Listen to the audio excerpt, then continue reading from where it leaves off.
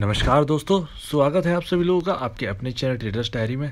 दोस्तों, आपके सामने आईटी सेक्टर का चीता लेकर आया हूं और एक मल्टी बैगर स्टॉक काफ़ी सर्च करने पर ये मिला है। इसकी इंफॉर्मेशन, इसके सारे फंडामेंटल चेक करके दावा कर सकता हूं कि 700 रुपये के आसपास ये शेयर जा सकता है। तो दोस्तों, क्यों 36 रुपये से 165 रुपये हो गया है ये शेयर? कैसे, क्या रही वो वजह जिसकी वजह से ये इतना पावरफुल बन चुका है? टेनला और इंटेलेक्चुअल डिजाइन के लक्ष्य कदम पर चलते हुए ओरियन प्रो सॉल्यूशंस दोस्तों आगे बढ़ रहा है। जैसा कि टेनला सॉल्यूशन 40 रुपए का स्टॉक 900 रुपए हो गया और इंटेलेक्चुअल डिजाइन ये भी 35 रुपए का स्टॉक 700-800 रुपए के हाई मार चुका है और अभी 700 रुपए पर काम कर रहा है। तो ओरियन प्रो सॉल्यूशन चुनने की वजह क्या है? ओरियन प्रो चुनने की जो वजह है वो है इसके फंडामेंटल और चार्ट। तो दोस्तों, बात करते हैं कि क्यों है ये सबसे दमदार स्टॉक और यहाँ से तो अभी कुछ रिटर्न नहीं दिया है, यहाँ से भी आपको रिटर्न बहुत ही उम्दा मिल सकते हैं। तो ये रही साइट, और साइट अगर आप चेक करें तो बहुत ही धांसू बनी हुई है। तो ये काम करते हैं इस प्लेटफॉर्म और डिजिटल पेमेंट के लिए। ये काम करते हैं सिक्योरिटी और एंटरप्राइज सिक्योरिटीज़ के लिए, यानी जो हम फिंगरप्रिंट लगाते हैं, जो जिसकी सिक्योरिटी जो है वो ये जैसे कि आपने कई जगह पे सुना होगा, आधार कार्ड की जो फैसिलिटी है वो हमारे फ़ोन में आ गई। जैसे आपने देखा होगा कि कोई भी आपका ऐप है, जैसे आपने कोई ट्रेडिंग ऐप है, कोई सा भी ले लीजिए, आप स्टॉक ले लीजिए, मोतीलाल ले लीजिए, जिसमें भी पासवर्ड मांगते हैं, जिसमें फिंगरप्रिंट लगाने के लिए कहते हैं, वो आपकी डायरेक्टली आधार कार्ड से भी जुड़ा होता है। तो यहाँ पर कोई भी आपका उनके अलावा कोई ऐप खोल नहीं पाता है, तो वहाँ पर आपका चेक किया जाता है, पूरी डिटेल होती है। तो वैसा ही सिक्योरिटी का काम इनका है। ये उस ऐप में सिक्योरिटी प्रोवाइड करवाते हैं जिसमें कुछ अपने डॉक्यूमेंट लगे होते हैं। तो डॉक्यूमेंट में जो आपकी फिंगरप्रिंट है, सिर्फ वही फिंगर आपकी लिए जाएंगे और उसमें का काम बन जाता है। तो उसकी फिंगरप्रिंट वाली जो टेक्नोलॉजी है, उसमें ये इस फील्ड में आप काम करते हैं। क्लाउड सिक्योरिटी, क्लाउड की मतलब जो क्लाउड में सेव होता है, डाटा सेव होता है, उसकी ये सिक्योरिटी करते हैं। तो बहुत सारे काम है इनके। Logistic, government and PSU bank, PSU companies के लिए काम करते हैं। ये ध्यान रखिएगा, गवर्नमेंट और पीएसयू कंपनीज के लिए भी काम करते हैं। फाइनेंशियल सर्विस सारी बैंकों के लिए काम करते हैं, लॉजिस्टिक में भी काम करते हैं। 15 कंट्रीज में 26 से ज़्यादा ऑफिसेस हैं, 100+ कस्टमर्स हैं ग्लोबली, पूरी दुनिया में 100 प्लस इनके कस्टमर्स हैं। 1400+ एम्प्लॉयज़ हैं इनके ऑफिस में। तो हमने काम तो जान लिया कि ये करते क्या है, सारा का सारा आईटी सेक्टर काम है। अब जानते हैं फंडामेंटल। तो फंडामेंटल के हिसाब से इनका जो मार्केट कैप है 165 रुपये के होने के बावजूद 377.68 करोड़ रुपए का मार्केट कैप है।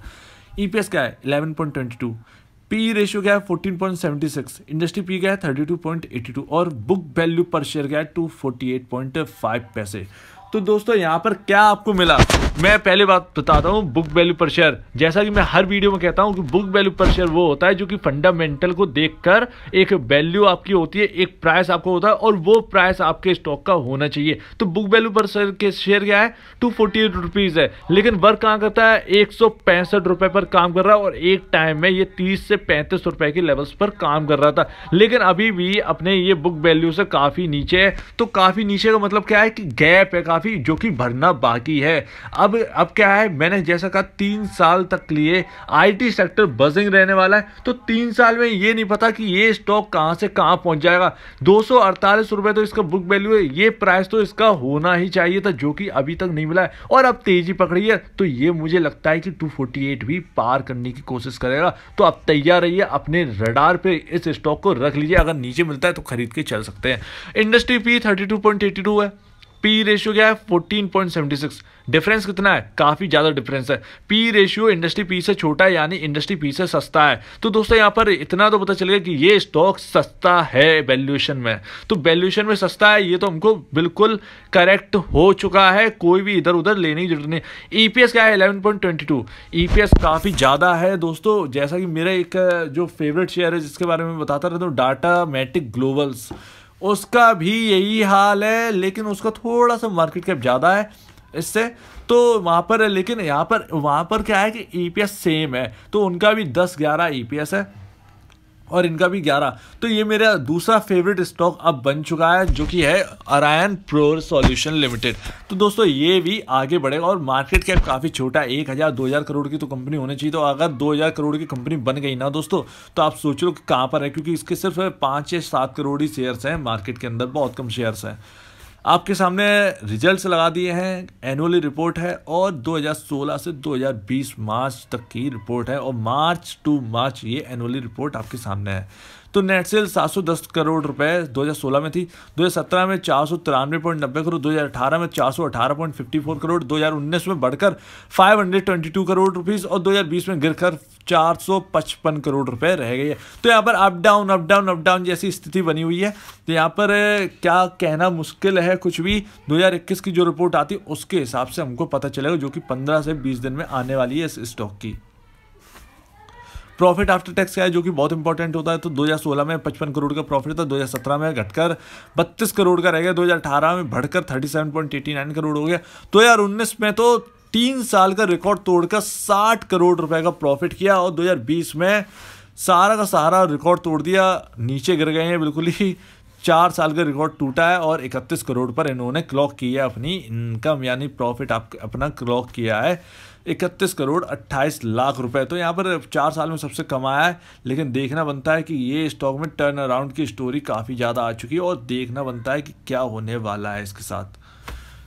प्रमोटर 28.90% यहाँ पर होल्ड करते हैं, और 2019 के मुकाबले 2019 दिसंबर के मुकाबले 2020 दिसंबर में यहाँ पर हिस्सा बढ़ा, 1% का यहाँ पर हिस्सा यहाँ पर बढ़ाया है, 1.04% का यहाँ पर हिस्सा बढ़ा है प्रमोटर की तरफ से। तो देखते हैं, प्रमोटर तो यहाँ पर बुलिश हो गए हैं और कई क्वार्टर से बुलिश है, यानी 2020 मार्च से इस कंपनी में बुलिश है। FII क्या है, FII बिल्कुल नहीं है इस स्टॉक में। DII 0.40% यहाँ पर होल्ड करते हैं, बहुत ही छोटी स्टेक होल्ड करते हैं। रिटेल यहाँ पर 70.70% यहाँ पर होल्ड करते हैं, तो सबसे ज़्यादा रिटेल यहाँ पर होल्ड करते हैं।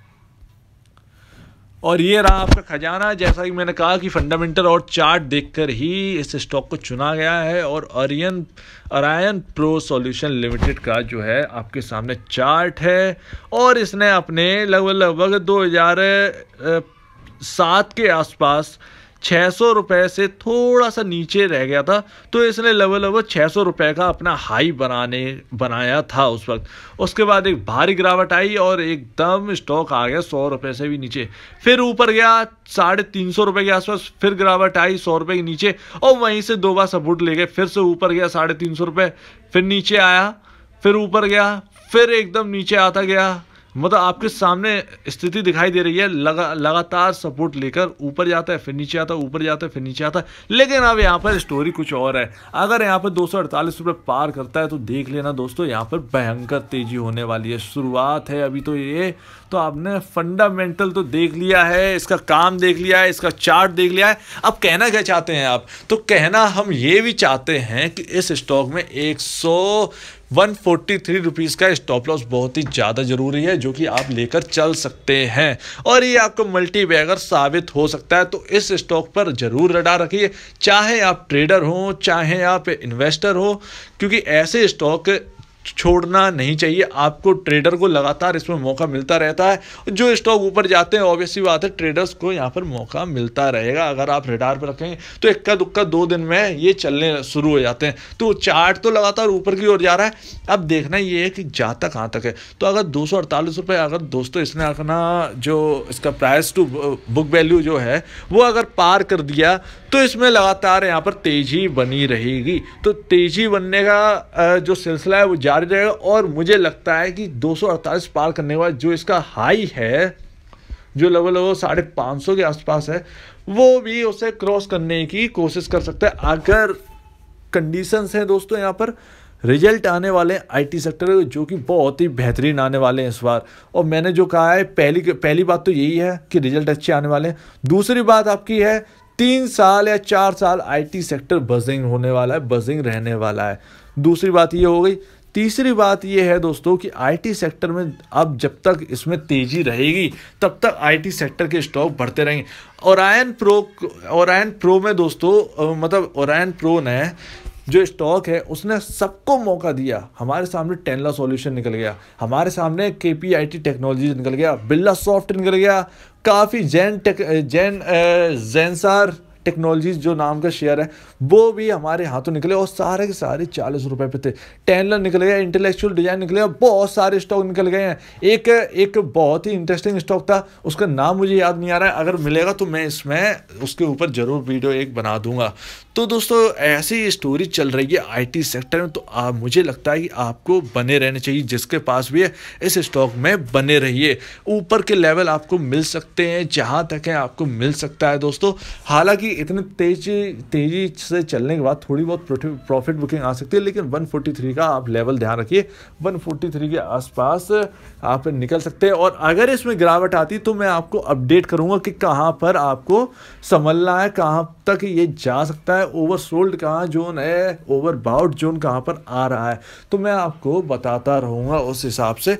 तो दोस्तों आप अपनी तैयारी पूरी रखिए, अगर आप ट्रेडर हैं तो आप इस पर नज़र रखे रहिए, क्योंकि कभी भी इसमें मौका आपको मिलेगा पैसे कमाने का। और जो इन्वेस्टर हैं अगर इसमें हैं तो बने रहिए, जो नए इन्वेस्टर आना चाहते हैं तो आप ले लीजिए, लेकिन 143 का स्टॉप लॉस आपके लिए मस्ट है, अब लगाकर चल सकते हैं ताकि लॉसेस आपके ना हो। तो अब दीजिए मुझे इजाज़त। वीडियो देखने के लिए बहुत बहुत धन्यवाद दोस्तों।